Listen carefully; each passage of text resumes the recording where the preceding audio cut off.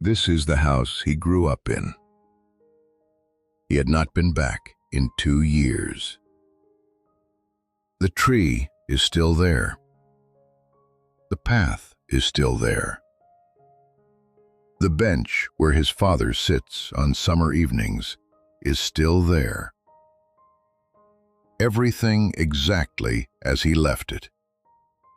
Except his parents are 2 years older than when he last stood at this gate.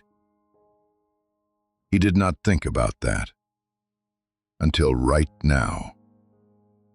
Not because he did not love them, but because life got busy. Work could not wait. Deadlines could not wait. The next thing could not wait. But his parents could always wait, because they were always there. The way a home is always there. The way you never think about a light until the day it goes out. He was 38 years old. His father was 71. His mother was 68. He had never once thought about those numbers.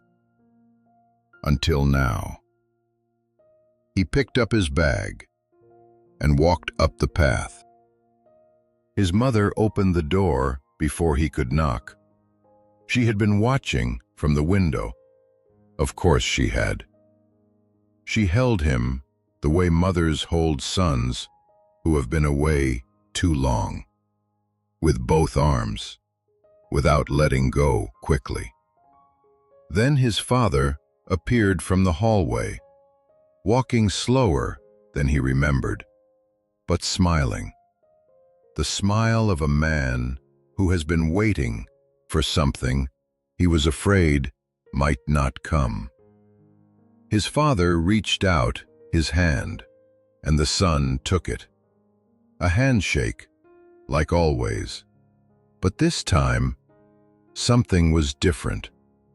His father's hand felt smaller, not the hand he remembered, not the hand that once lifted him onto strong shoulders so he could see above the crowd, not the hand that held his when he was small and the world felt too big. That hand was gone. This one was quiet now. He held his father's hand for just a moment longer than usual. His father did not notice, but the son did. Something had arrived in his chest, something quiet, something cold, something that had no name yet.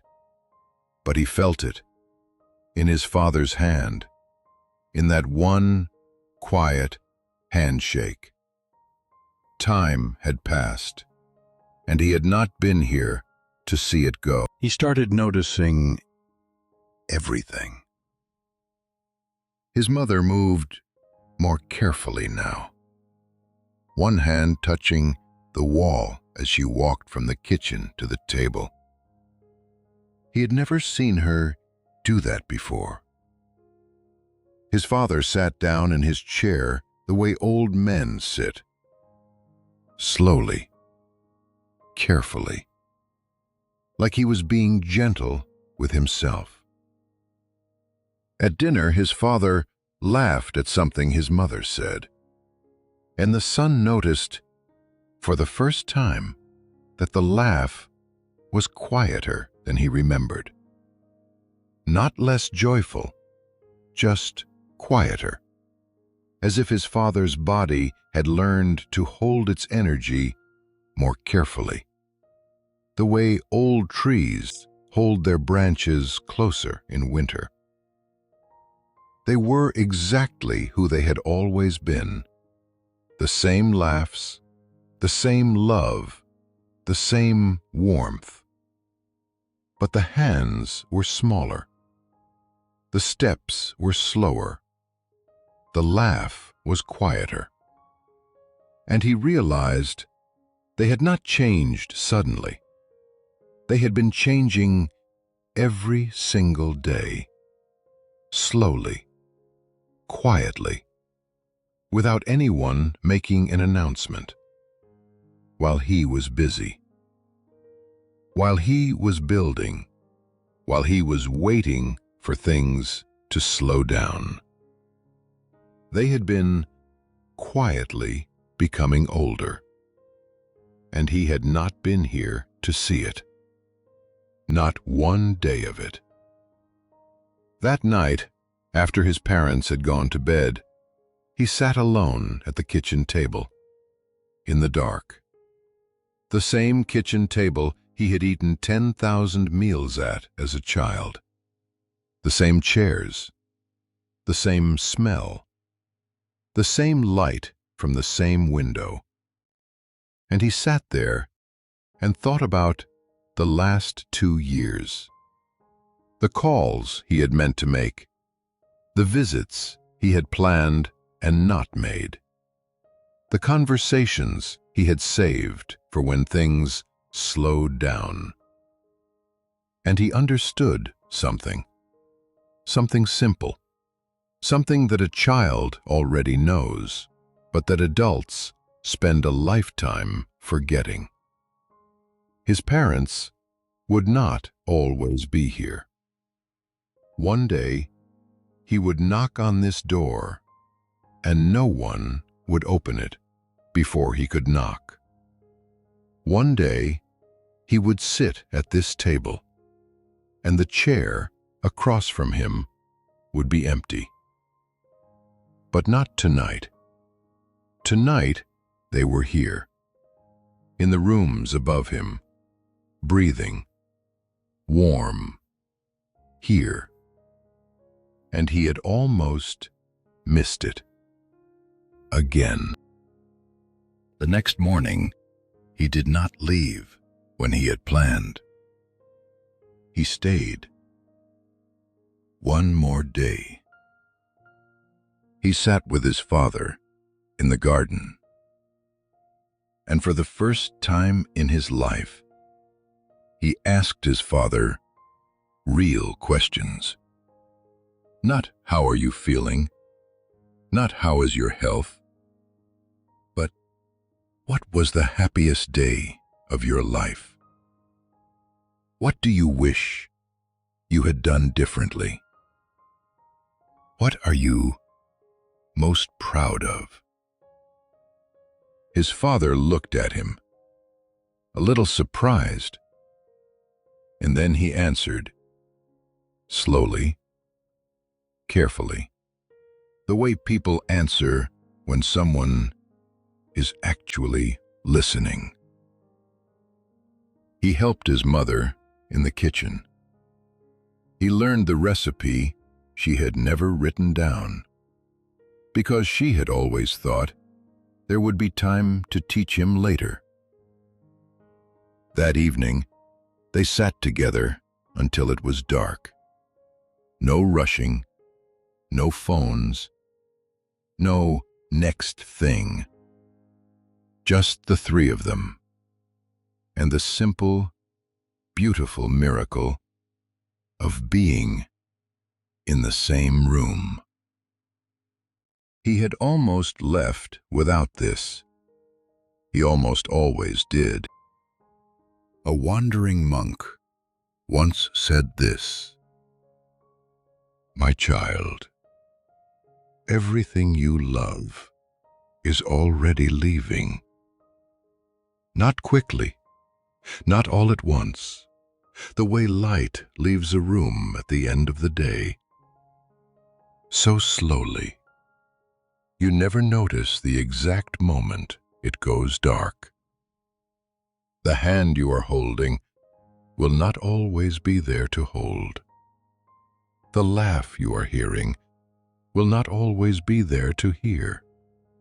The ordinary Tuesday evening at the kitchen table will one day be the memory you would give everything to return to." This is what the ancient teachers called impermanence. Not a lesson about death, a lesson about now.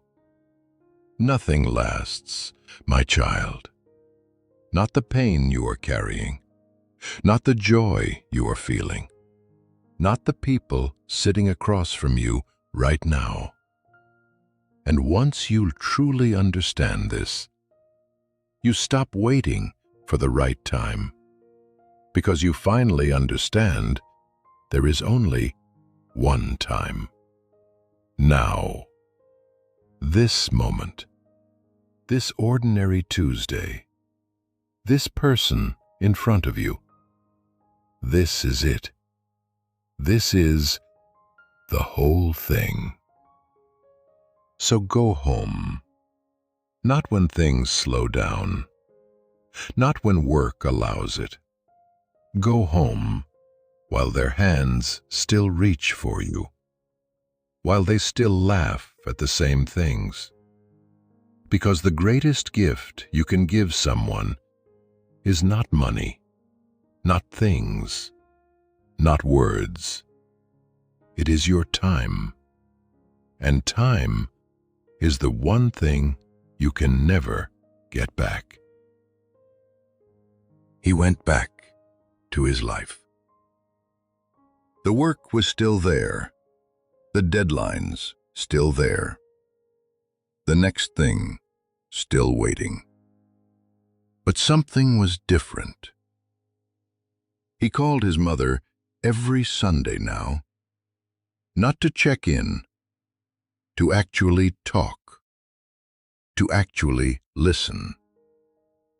He booked his next visit before he even unpacked from this one. And when his father told the same story again, the one he had heard 100 times, he put his phone down. He looked at his father, and he listened, as if it were the first time. Because he understood now what impermanence means. It does not mean everything will end. We already know that. It means everything is ending right now. This conversation, this laugh, this ordinary Tuesday, all of it already becoming a memory as it happens. And the only question impermanence ever asks is whether you were present enough to truly have it before it became a memory. The last time always arrives disguised as just another ordinary day. If there is someone you have been meaning to call them tonight, not tomorrow, tonight, while they can still answer, while they are still here to hold you back.